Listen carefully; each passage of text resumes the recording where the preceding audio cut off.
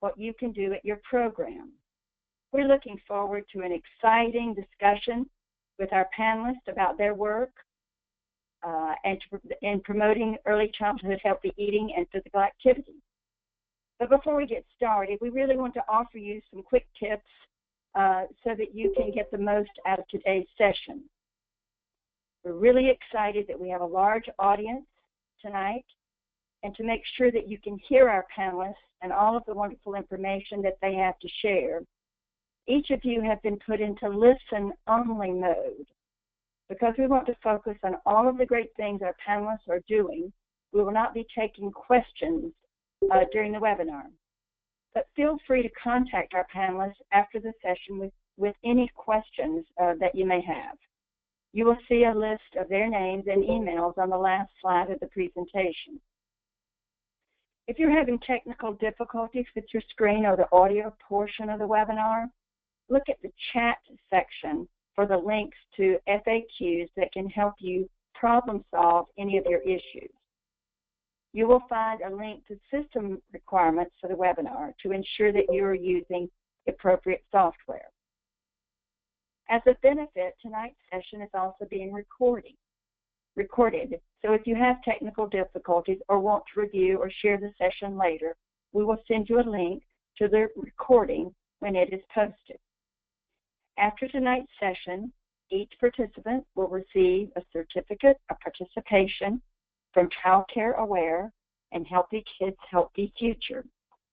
We also ask that you complete a short evaluation to let us know how helpful the information was to you. We know that you represent programs across the country, and we want to make sure that we are meeting all of your diverse needs. So as I said, my name is Diane Ward, and I am a professor in the Department of Nutrition at the University of North Carolina at Chapel Hill. And I've been involved in promoting healthy eating and regular physical activity in child care programs for a number of years. And I'm really excited to be part of this wonderful panel. I'm going to ask each of the panelists if they would introduce themselves. Christy?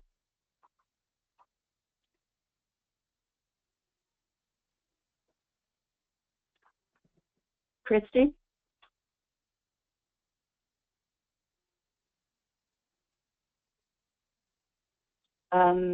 I can't hear Christy speaking. Let me move to Anna. Anna, can you introduce yourself, please? Good afternoon, Diane. Can you hear me? Yes. Okay. Great. Well, I am so excited to be here this afternoon. I am a child care director at Community School for People Under 6 in Carborough, North Carolina, where I have been for the last 25 years. We are a 5-star licensed child care center, and we are excited to be a part of this presentation tonight. Thank you, Anna. Christy, are you there?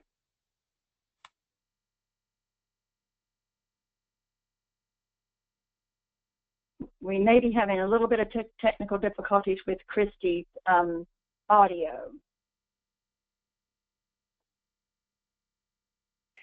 Diane, I'm going to work with Christy to get her back online. Why don't you and Anna continue talking about getting the presentation started, and when Christy can get back online, we'll introduce her and get started. All right. Thank you, Amanda.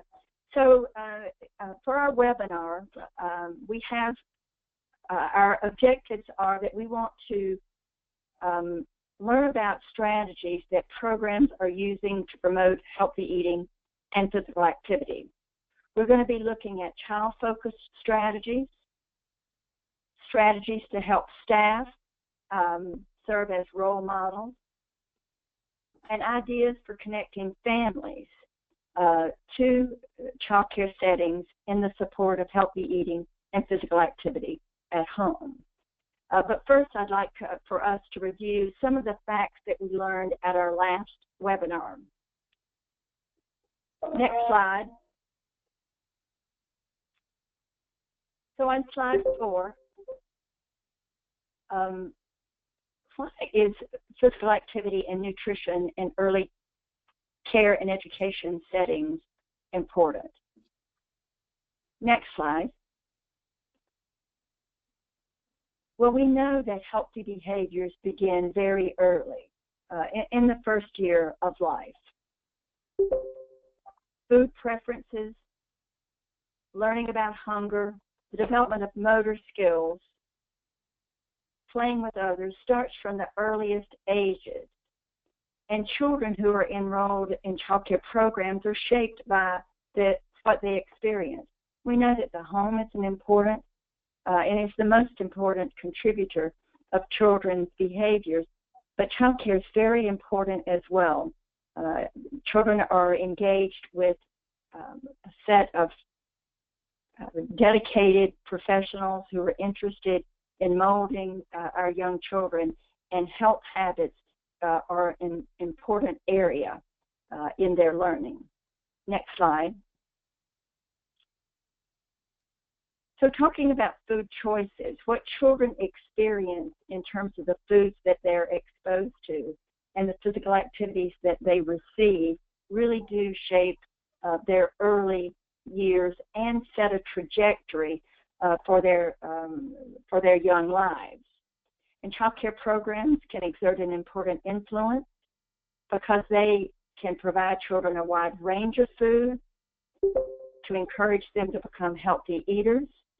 They set an environment about the importance of foods and the variety and the taste and textures of food, and it really helps children learn a sense of fullness and a sense of hunger. The same is true with physical activity. The physical activity opportunities that children are exposed to in early care and education settings are developmental opportunities for growing healthy muscles, bones, and hearts. Next slide. The adults in the lives of our children exert very important influences, and they do that in a number of ways. The attitudes that they have about foods and movement, through the words that they speak, words of encouragement, words of praise about eating and moving, through their actions of how they actually role model what they do, demonstrate that healthy eating and physical activity are important. Just about a week or so ago, some new feeding guidelines were released by the Robert Wood Johnson Foundation, and it really reinforced the importance of positive interaction with young children around food as a way of getting them started into a lifetime of healthy eating. Next slide. Is Christy back on? Christy will be talking with us about child-focused strategies from her work in Kansas. She represents Child Care Aware of Kansas, and there's a lot of important initiatives that are going on under the Child Care Aware of Kansas. Hi, Diane. This is Krista. Just as a quick note, somehow Christy got booted off of the system, so I'm trying to get her back online, and I apologize. We're looking into it.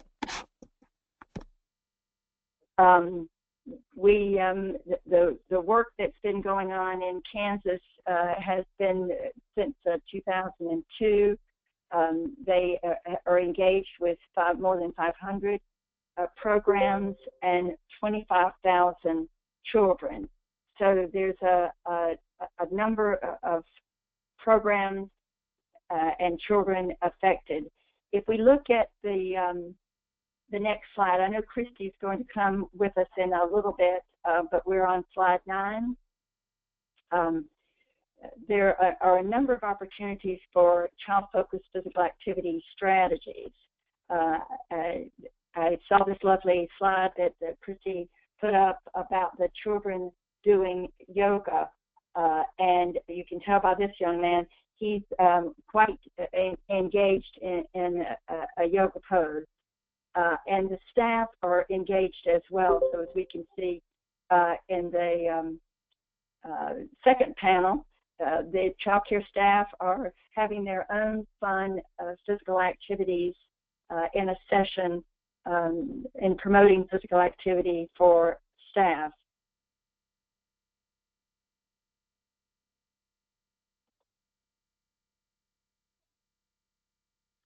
I'm going to stay here on slide 9 as we await the technical difficulties that we're experiencing, and sort of go off script here a little bit and say to the audience here, I think it's so important that we have so many interested practitioners on the webinar today. I was excited when I logged on to see that all the slots were filled. We were at capacity and could not even enroll another participant. So I was really reinforced at the interest. Diane, why don't we skip ahead to Anna's slides, and she can talk about what she's doing, and then when Christy can hop back on, we can get her to talk about what they're doing.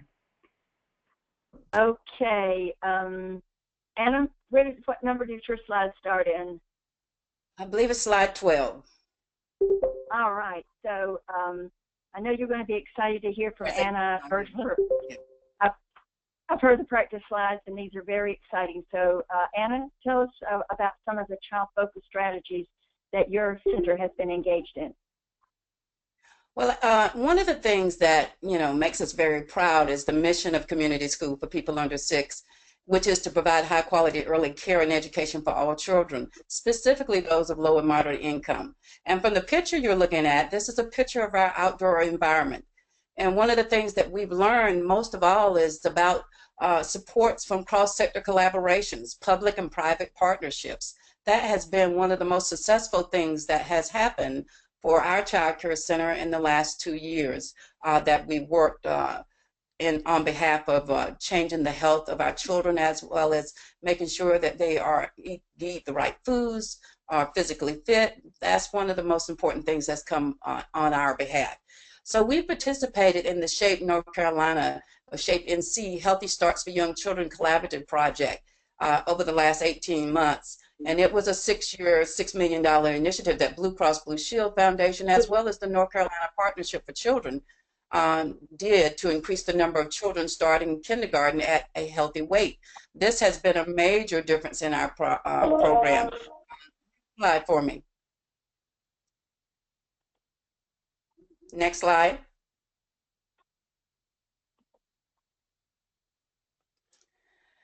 So one of the things as a result of participating in such a project, it uses evidence-based proven strategies under the SHAPE NC, and that created opportunities for reducing obesity. So as a part of that project, we did Go Knapsack, which is nutrition and physical activity self-assessments. We worked with Preventing Obesity by Design, which focused largely on the outdoor environment and physical activity for children. We worked with Be Active Kids. They did a great job with helping us to create and identify different activities that we could do with children on a daily basis, from infancy all the way up to our preschoolers, and then even support from the Women of America to help us in developing our outdoor learning environment. All of these were great child-focused strategies that we were able to use to change what was going on at community school. I mean, one of the things that has always been important to us is about making sure our children were healthy and physically fit, and making sure we were aware about obesity and how to prevent obesity. And this was just a perfect way that we could start to do that process and do it consistently and on an ongoing basis. Next slide, please. So as a result of our work that we did with SHAPE NC, this picture that you're looking at now is our celebration. We were actually named a SHAPE North Carolina, a SHAPE NC demonstration site. And that resulted from us being able to meet best practices around nutrition and physical activity, our outdoor learning environment, and to be able to set an example for healthy promoting environments for children who are 0 to 5. When you think about this process and all the people that I spoke of previously that we worked with, the areas of nutrition meant that we were working on providing fresh fruits and vegetables, that we were providing more whole grains for children, that we were paying close attention to our menu and changing it so that it would meet the needs of our children and their families, and then creating more additional physical activity outside and changing the way our environment looked. We created a more natural learning environment, which made opportunity for children to run and play as opposed to not participating in specific different outdoor learning areas. So this was a great strategy. Next slide, please.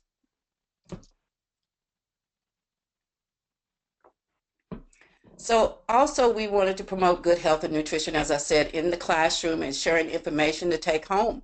So there were activities that were done in the classroom with children around nutrition, education, and being healthy. And we were able to do things that we could send home to parents.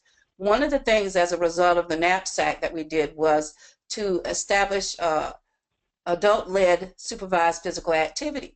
So as a part of it, we created a chart. The chart actually was started with infants. They had, teachers had to do 2 adult-led teacher physical activities.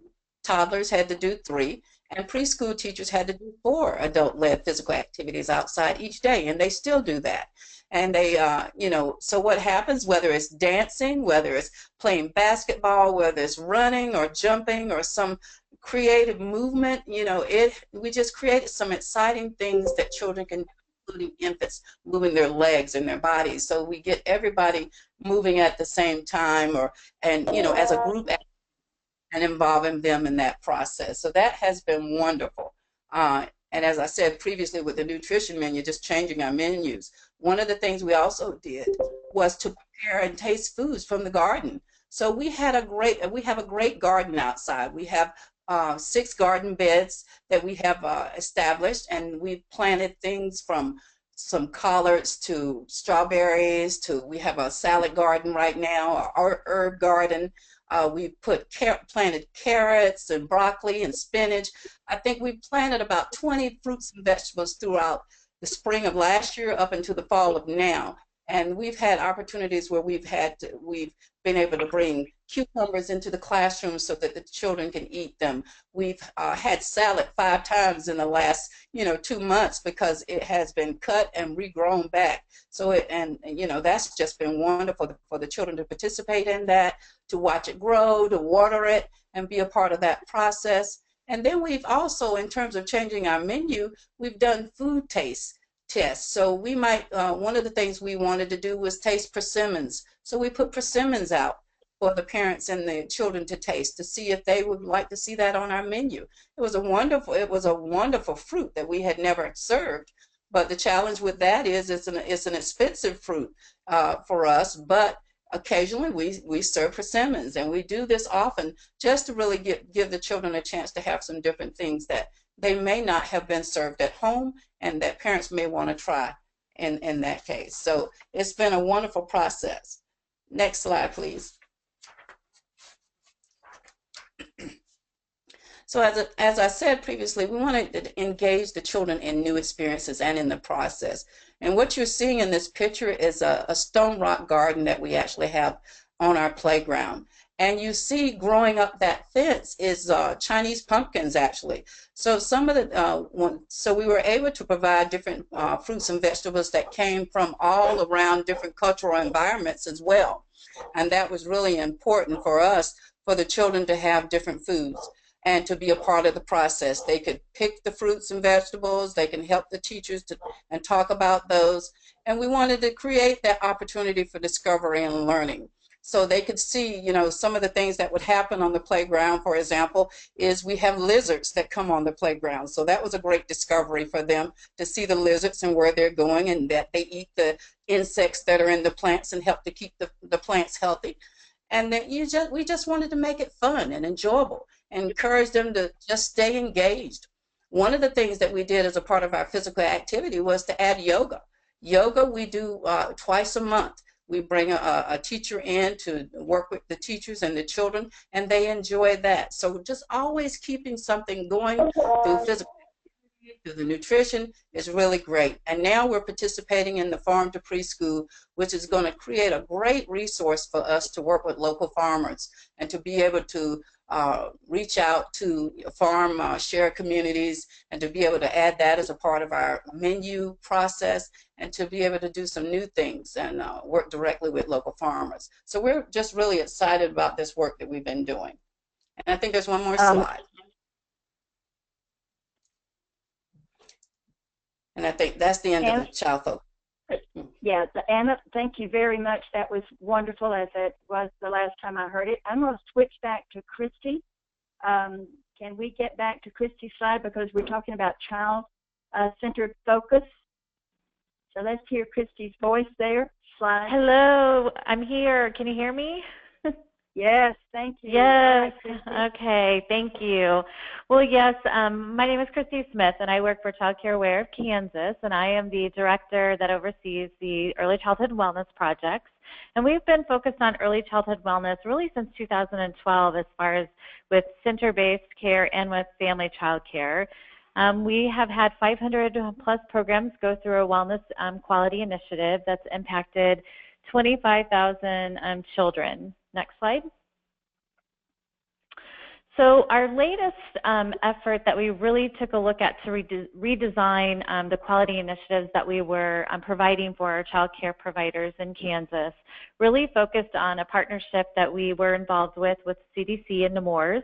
And it was an early care and early learning collaborative model that we instituted with child care centers and child care family homes. And our redesign included taking that learning collaborative model and really using Kansas's unique approach and being able to have a blend of collaboratives that included family child care homes and also center-based.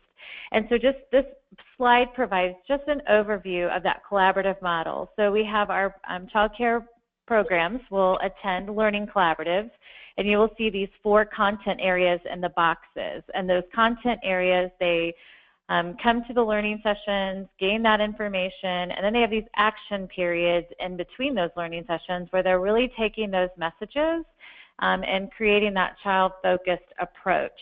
Next slide. And so in these next few slides, you'll see some of these child-focused strategies that were introduced in those learning sessions that now are integrated into the classroom or into the family child care home. So one of those you'll see is yoga. Yoga has been a huge focus and just one of those easy to implement physical activity approaches that really not only helps the child but the child care provider as well. And then the next one that you'll see the modeling of physical activity. So this is one of the learning sessions where they were focusing on healthy fruits and vegetables and reducing sugar in the foods that we eat. And so there on the floor are hula hoops, and the contest was they divided into 2 teams, and the goal was to keep the healthy fruits and vegetables inside of the ring and take loofah sponges, which were the sugar-sweetened sugar-sweetened snacks that are often found in our nutritional menus that we have, and move those to the opposite team. So then it just was a way to introduce healthy fruits and vegetables to children. Next slide. Part of the incentive that the child care provider receives as well is a variety of resources that have been created and developed just over our years of implementing. And while the information's a little bit hard to read, I'll give you some highlights of what's included in that kit and those kits. So we had activity kits which included bean bags and scarves and anything that really promoted movement. We even had activity cards that were created and designed by Nemours that were included in our kits as well. We utilized the Sesame Street Healthy Habits for Life, which is a free resource. If you're not familiar with that, it's a great resource for if you're family child care or center-based to use within your program. We also integrated a lot of activity from Dr. Kraft's Active Play, and we also utilized the family-style dining toolkit that was created from Ohio Child Care Resource and Referral. The USDA MyPlate information and resources, along with the Let's Move Child Care resources and knapsack. Next slide. So in our nutrition child-focused strategies, we really talked about developing that skill first. So developing the skill before you expect a child to be able, in this case that you're seeing on the pictures, are family-style dining. So in order for family-style dining to be very successful, the child needs to practice a skill prior to being able to have the expectation met that they could put food on their own plate and serve themselves. So on the picture toward your left, you'll see a child that's scooping sand from one container to the other, and then they work with even tongs with cotton balls from one bowl to the other. And on the right side, then you'll see how we gradually build it up to where they're removing carrot sticks, for example, from their bowl onto their plate. So again, it's that practice of making sure skills first and then putting it into practice. Next slide. Here's the example, again, of family-style dining. And family-style dining was one of the strategies of the quality improvement plan that the child care providers, both family-based and center-based, really wanted to focus on as their quality improvement goal. And so you'll see some pictures of our programs who implemented family-style dining. The examples that you just saw from the previous slide and this one are actual pictures taken from our programs in the project. So in this case, you see a child that's scooping oranges. So we started with some of the cold fruits that helped child care providers get a little bit more comfortable with family-style dining instead of moving to the hot meals. And the next table, you'll see that same passing the plate around the table style. Next slide. The next key component in particular to family-style dining is making sure that the children have adequate supplies. So in our learning sessions, we focused a lot on making sure that the supplies fit the size for the children. So if their serving spoons are too large, that automatically is going to set a child up for more spills and accidents to occur. And some other successful tips that we saw along the way, just from between videos that we've incorporated and also best practices from our past project participants, were creating this design of locker-sized mirrors. So if you think about the mirrors that you would purchase, usually you can find them around back-to-school time. A lot of our programs installed them on the bottom lower half of their shelves in their cabinets in their kitchen. And it was a great visual for children to be able to wipe their face and really focus on self-care, which is their part of our cleanup at family-style dining. So they would wash their face with having something to look at, and then also having the cleaning station available. So when spills do happen, children have the right resource and material to help with the cleaning process. And we understand that even our 2-year-olds who spill, they might not be able to clean it up with perfection, and we're not expecting perfection. We're just expecting that they help and guide along the way on how to clean up after themselves as spills happen. Next slide. In this case, we talk a lot in our learning session in particular to introducing new foods. So this was one of our child care centers who focused on corn and introducing farm to preschool. So they talked about the farmers and how they grow the corn and everything from seed to start at the beginning of how corn grows all the way to how it comes to your table. And then this is an example of children experimenting with corn, shucking the corn, cooking the corn, and they even did some sensory activities as well with Indian corn after it had dried. So again, another great piece of the farm to preschool by introducing new foods to children in the program. This program decided to start on corn because they were actually part of a initiative for gardens in their program, and corn was one of the vegetables that they were growing, and so that's why they focused on corn instead of maybe a vegetable that might not have been as familiar with them. Next slide.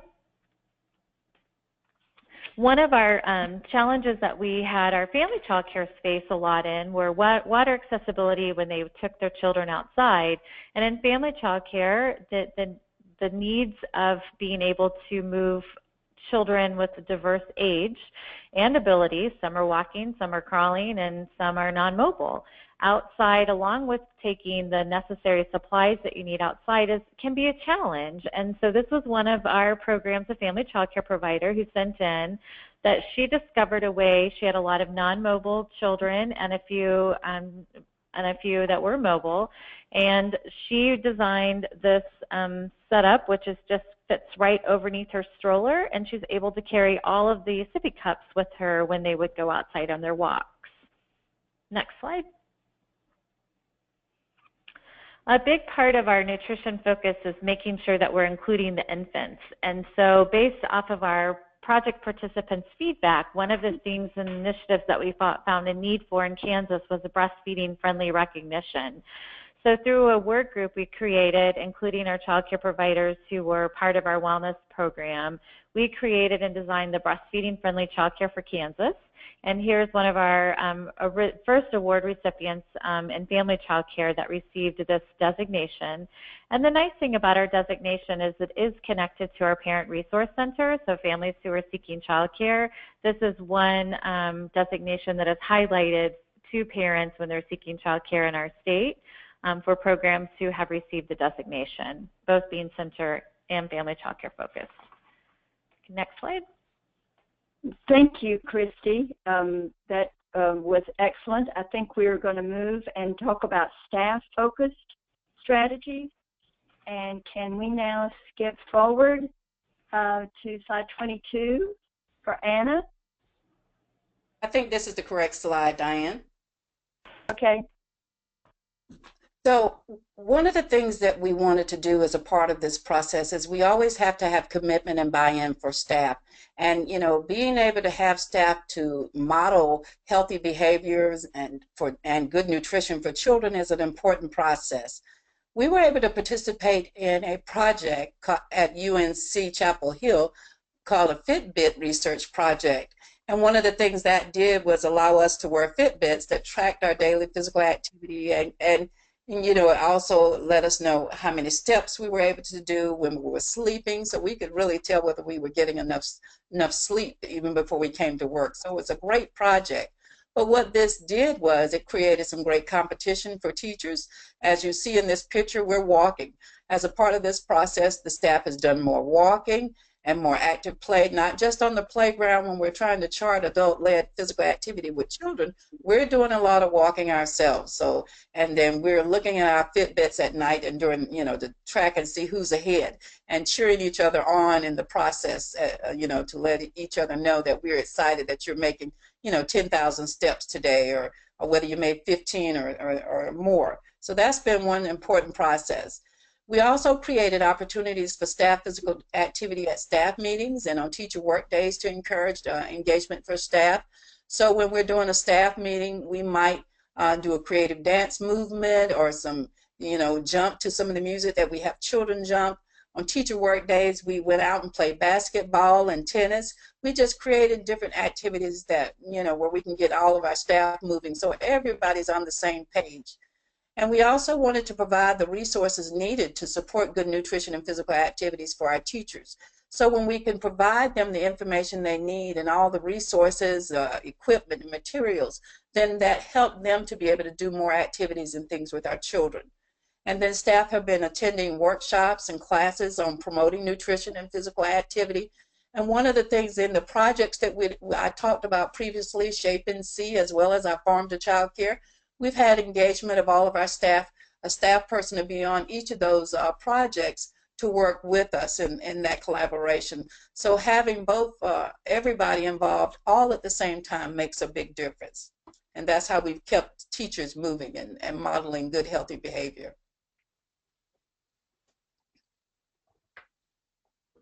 All right. That's it. Thank you, Anna. Christy, how about some of the ways that you're helping, that staff are helping model healthy behaviors? Absolutely. Just like Anna said, a big part of making sure that our children are healthy or making sure that staff are healthy too. And we found this even with our family child care providers. So sometimes this perception was built around that it was just the teaching staff at centers needed to display the healthy modeling of behaviors. But we also noticed with our work with family child care providers that there were some choices that were made that weren't healthy, that they were really modeling in front of children, and we knew that we needed to make some changes with habits. So you'll see that we've created this peer learning collaborative. So on the picture on the left, that's actually a breastfeeding designating awardee that brought her baby to a learning collaborative so that she could showcase her baby, and they kind of did a celebration for her as well that day. However, this is a group of family child care providers that come together in a peer learning collaborative. They talk about their opportunities, they talk about their strengths, they also share some strategies that they can use to help implement some of their quality improvement goals that they have set. And in the picture to the right, we actually, in this case, have brought back some mentors. So our mentors were designed or created based off of past participants who said, now that we've been with you a year, what can we do next?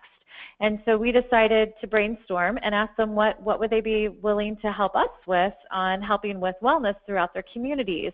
And this mentorship program really launched and took off. This is our first year that we've introduced this peer mentor within the learning collaborative model, and it has just been a huge success to provide the support to the family child care providers in particular going through our project. These ladies really don't have anyone else within their program. Most of them are a one-unit staff person in their environment instead of two. I know every state's a little bit different. We do have group child care in Kansas for family child care, which would consist of two, but the majority of them are just one family child care provider and managing their business. So these mentors give a lot of support and encouragement and really a lot of inspiration to showcase their stories and their successes along the way. Next slide. So we found that part of what it really starts with is this readiness change factor on how to make improvements. And we heard from our adults in the program that a lot of it was they just didn't really understand portion control and how to choose the right size. And so some of these are very basic things. Just like Anna was talking about pedometers, this is just a very basic thing and technique to be able to show what is the right size and portion for an adult.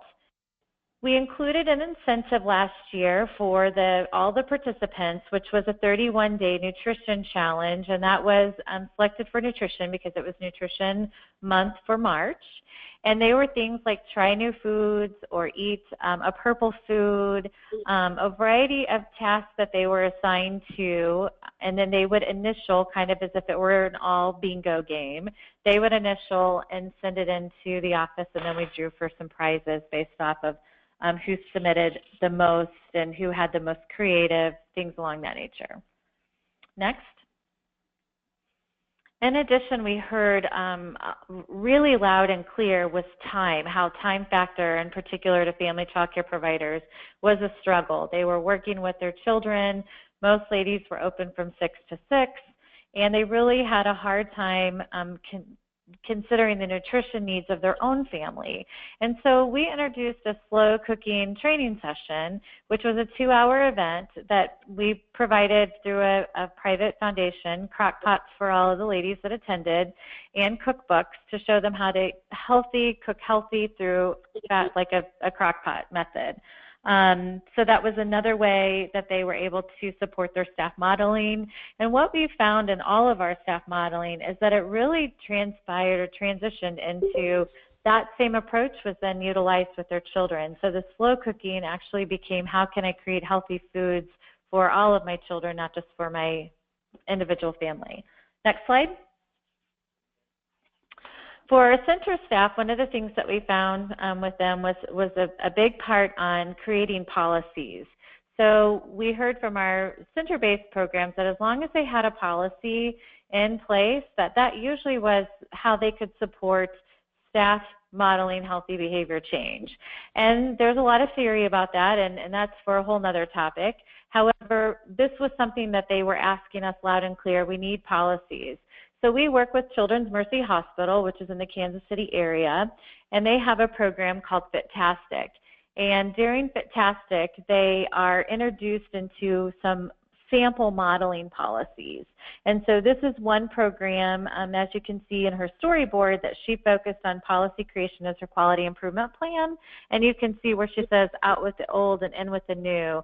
And she created policies such as making sure water is in front of children, but she even went further and said, I just don't want it to be water in a concealed cup. I want children to know you're drinking water. So please make your cups clear. She purchased clear cups for all of her staff so that children could recognize that the teaching staff is drinking that as well. She went through a no outside food policy and requested that all staff eat family style with the children. If there was an allergy or a food preference, that they would follow the same protocol that they did with the children that might have a food or allergy preference as well. And then in particular, they did energy breaks during their meetings. So just as we're asking our children to stay active and physically active, they instituted some energy breaks during their meetings.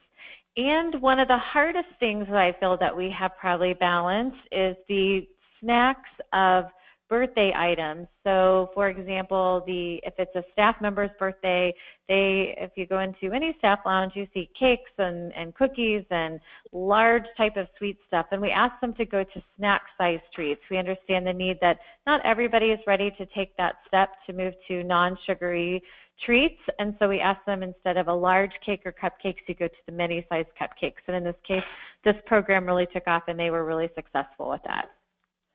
Next slide. So, Christy, can you talk a little bit about engaging family? Absolutely. So, Diane, one of the things that we incorporated within our learning collaborative is the need to engage families through a family engagement activity. And we really focused on reducing sugar-sweetened beverages. It was one of the probably easier content topics that we found that our quality improvement participants were very comfortable with. They could show and model how much sugar, for example, is within each drink. So you will see our sugar shot kit that we had created, and our trainers basically just created a library system where the participants then checked out the sugar shot kit. And then they talked about dental care. So you'll see the picture on the left talks about the sugar shot kit, and then we have the oral health that's on the right side. The parents attended the event. Most of the time it was done during pickup time, so it'd be a window from, for example, 4 to 6, where parents could come. The sugar shot kit was displayed. The children then talked about the oral health piece, and then they would do a family engagement activity for physical activity as well, something that they could take home with. Very interesting. Anna, can you talk about engaging families from your work? Sure, Diane, and I want to thank Christy for that slide, because helping families understand that a gram of sugar is 4 teaspoons of sugar, and to be able to see that makes a big difference. That's one of those lessons that we like our parents and staff to see as well. And in terms of engaging families, one of the things that we have done is encourage our families to be a part of our Shape and See and Farm to Preschool collaborative projects. They've been able to be a part of our teams and give us feedback and support, and be able to provide some additional information and ideas as a parent, coming from the parent perspective, that we may not have considered or thought about. So that's been really helpful to have parents be a part of those great projects. We've encouraged families to just volunteer in the garden and to help us set up the outdoor environment. So anytime we're working on those types of environments and with the garden, we've asked parents to be involved and come on Saturdays or after work. And now we've actually created the Community School for People Under 6 Sunshine Garden Club, and that has helped us to keep every family engaged with their child within their classroom. So whenever a teacher is planning or doing something special in their garden, then the parent can come out during the day or plan it in the evening, somewhere where they can create those special moments for parent and child to have some time together, and really everybody working on the same goals, as well as just really sharing that nutrition and physical activity information, and we share recipes once a month with families. We've also shared a calendar of physical activities, both with teachers and families. So these have been beneficial things that we've shared with our parents around nutrition and physical activity. And next slide, please. So one of the things, like Christy talked about, we actually participated and have been named as a 4-star breastfeeding, North Carolina breastfeeding friendly childcare center. We have that designation. We created a Serenity Place space for our families, a nice, relaxing, and comfortable space, which you're looking at, to promote breastfeeding for families and opportunities for them to read and for staff to relax in this space. On one side of the room that you don't see is informational materials and shelving for books and reading around nutrition, as well as information for families around breastfeeding and additional information. So we provided all of those wonderful materials, and there's some videos there for families on nutrition and physical activity. And one of the best parts of this is we've been able to create policies that support nutrition and physical activity, and we continue to make adjustments along the way, because some of our new policies coming up are around, including local farmers into the work that we're actually doing, and making sure that we're buying more food from our local farmers. So this has been ways that we've engaged families in this process. So thank you, Diane. Thank you, Anna. And I know that our audience agrees with me that this has been a wonderful presentation.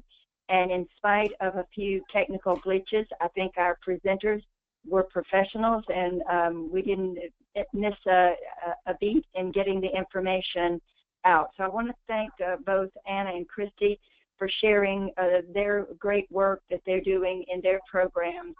There's a lot of ideas. I'm inspired. I've heard this twice, and I continue to be inspired by the work that's being done in these two facilities.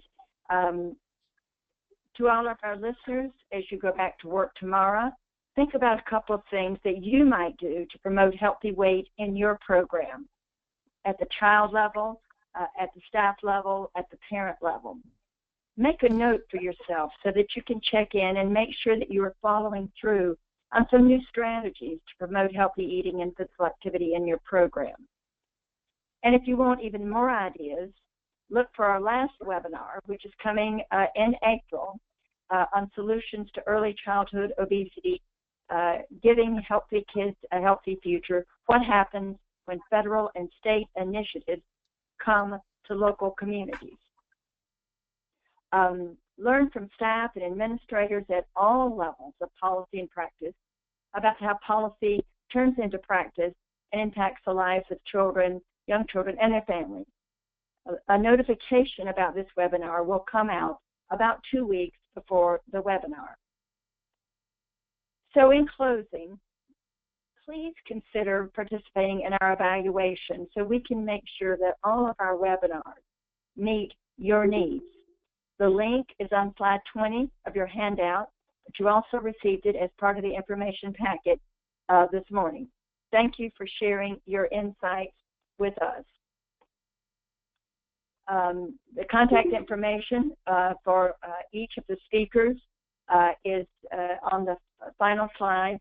If you have further questions or want additional information, please feel free to contact us. Thanks so much, and good afternoon, good evening.